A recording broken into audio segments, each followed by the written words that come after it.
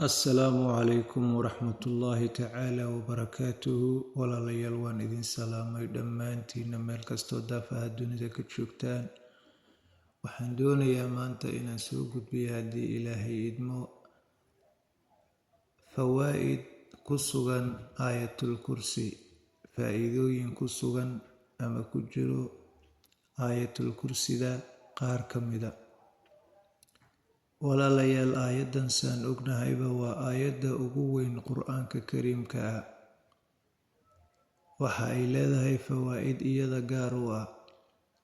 waxaa ka mida fawaa'idda ay leedahay qofkii akhriyo aayaddan salaad kastoo farad ah gadaasheeda ninkii akhriyo jannada waxa ka xiga oo keliya inuu dhinto ama geeriyoodo.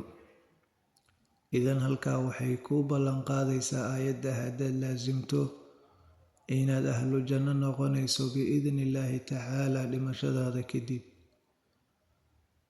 fawaa'idda ay leedahay waxaa ka mida qofkii akhriyo 12 jeer maalintii ilaahay subxaanahu wa tacaala waxa uu ka tegsiiyaa xasadka, sidoo kale wuxuu ka baabi'iyaa oo ka bixiyaa sixirka, sidoo kale ilaahay subxaanahu wa tacaala wuxuu ka arsaaqaa meel uusan ka malaysanaynin. fawaa'iddeeda waxaa kaloo ka mida walaalayaal, qofka marka uu seexanayo ee gogashiisa uu tago hadduu akhriyo aayaddan uma soo dhowaan karo habeenkaasoo dhan shaydaan. sidoo kale fawaa'idda waxaa ka mida qofka marka uu ka baxayo guriga hadduu aayaddan akhriyo ilaahay subxaanahu wa tacaala wuu ka badbaadinayaa shaydaan ilaa uu ka soo laabanayo. dhagarta shaydaanka ayuu ilaahay kaa badbaadinayaa ilaa aad gurigaaga kaga soo laabanayso.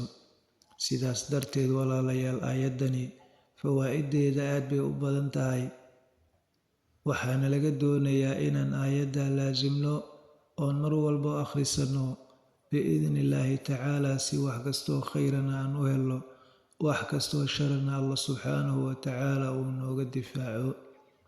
intaasaan doonayay maanta inaan idinla wadaagsado. waadna mahadsantihiin walaalayaal, sii sheergareeya. walaalo badan baa u baahan aayaddan in ay faa'iidooyinkeeda fahmaan oo ay wax ka bartaan.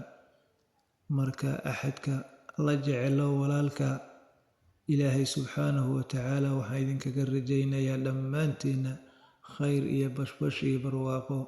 wassalaamu calaykum waraxmatullaahi tacaala wabarakaatuh.